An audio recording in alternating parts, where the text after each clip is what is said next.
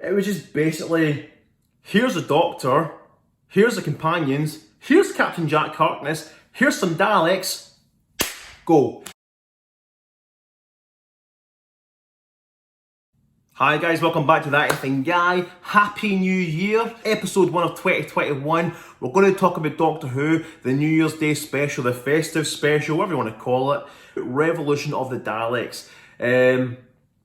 It was a very, very good episode. Like, I really enjoyed it, like, so much. It was a good, nice wee plot twist to the fact that, obviously in the trailer, you just looked and thought, right, the Doctor's obviously going to be in prison for the whole episode. And the fam are going to have to, you know, our companions are going to have to spend the whole episode saving the day, and it'll be like the last 5 minutes and she'll just fucking happen to figure out a way to get out of that prison. But no, the first 20 minutes she's in prison, you're just like, alright, and it moved the pace was quite nice, the pacing was quite good. Because obviously we know from the series 12 finale, the Doctor's now imprisoned by the Jadoon, along with all of her other, you know, fellow classic New Who villains, such as, you know, the Sycorax, the Silence, the Oods, a weeping angel that she calls Angela. It was pretty funny, I must admit. Wait, the Sycorax? The Christmas Day special of David Tennant's first ever episode was Sycorax. I love the Sycorax. I don't know why I never made appearances any, like, you know, further on. I wasn't overly like, oh my god, when I seen the trailer for this new, you know, Revolution of the Daleks. I know obviously John Barrowman is back as Captain Jack Harkness. We had a wee tease of him in the series finale. Everyone's like, yeah, Jack's not back. Nah, of course he's not. Why would he be? And we're like, bullshit! The Daleks are back, the gold ones, and these new black elite ones, which look pretty cool. I must admit though, this episode really, like, I don't know, it might have been one of Jodie Whittaker's best episodes as the Doctor, apart from like her first episode and then like the series finale of series 12 there. Because obviously the Doctor, in her timeline, she's been in prison for 19 years. In our timeline, she's been away for 10 months. So when we first see her, she is a broken shell, because obviously she's found out that they're not the Doctor that we know. Turns out there's not just like 13, 14 incarnations of her, there's like thousands of incarnations. It turns out that she was basically used as a lab rat to create the regeneration cycle for the Time Lords. And you're, what? Now, some people hated that revelation, that retcon to the entire almost 60 years of Doctor Who. I, for one, welcomed it. I liked it. I can't remember what I said in my trailer, you know, reaction, but I liked it. It was ballsy. Maybe a bit too ambitious. Jack's chemistry between him and the Doctor was just fantastic. It was exactly what I thought it'd be. Like, she's like, you've had work done, and he's like, you can talk, and you're just like, ha ha, good one. Cheesy dialogue, but really good. It just worked perfectly. The two of them are just so good, and I hope we do see them more, because they're so good together. And it does kind of give you that kind of thing where you're just like, I want to see Torchwood again. I mean, as he name drops Gwen Cooper, and like she's got a son now, and you're just like, oh, how good would that be? And he says, like, at the end of this episode, he's going to catch up and spend time with her, and you're just thinking, oh, Torchwood. So the first 25 minutes, the Doctor's like, phew, out of prison, and she's back with her fam, and you're just like, that's a good wee twist, because obviously you're watching it thinking, oh, don't tell me we're going to go back and forth to watching her being depressed and being like, I'm in prison, I hate it. But it was only like that for like 20 minutes, and then Jack was there, and then just like, you know, she's back in her TARDIS, back on Earth, and being like, a Dalek? What the hell you got a Dalek for? Because businessman Robinson from the previous series, or series 11, I don't know where he was from, took the shell of the Dalek from the Christmas special last year, and basically told the Prime Minister, yeah, me and my little science boy, Leo, who I'm sure is the guy from Misfits, are going to build you an army. Security, they call them the security drones, because they're meant to be the new police for like riots, etc. Because it sprays out water and like, I think it's tear gas, I can't remember what it's called. And you're thinking, that's pretty smart actually. I kind of liked it. and it was an artificial intelligence, security drone. So then you're looking thinking, oh, because obviously you've seen in the trailer the Daleks going evil, and you think, oh, I wonder if this is like their new edgier take on the Daleks.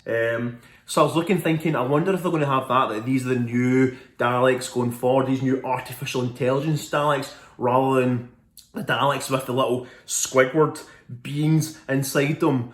So I kind of like that. I thought that's pretty fucking good. That's pretty different and unique, and kind of, it's either going to piss fans off or fans are going to be a bit, be behind it. So this whole time, Leo recreates the DNA with the 3D printer, and that's how they make the Daleks, by the way. They make these new Daleks with 3D printers, and you're looking thinking, that is so goddamn smart. I like that. I like this man Robinson, I really do. So he's working with the Prime Minister. She basically wanted something to show off the people to basically win the votes, and this was their new thing, and you're just like, is she doing that? Is this like a dirty dealings, or is it just a basic, I'm just creating this new army of security drones and that's it, and I'm going to do it under the table, saves money, etc. It wasn't really bad. She gets killed anyway. Spoilers. And bringing back the gold Daleks was a pretty smart idea, like a really smart idea. So basically the black Daleks went out of control, obviously. Because like I said, Leo, who was creating DNA for like the original, like, I can't remember the beings inside the Daleks. I remember it being in a quiz the other day and answering it and getting it right, but I can't remember now. I'd need like A, B, C and it come multiple choice and be like, that's their names. He recreated like the leftover DNA inside the shell, but it turns out that then took a hold of him like a face hugger, like aliens, and people did not like that, by the way. There's been a relatively good few reviews, and some people are just like, so Doctor Who's ripping off aliens now with the face huggers.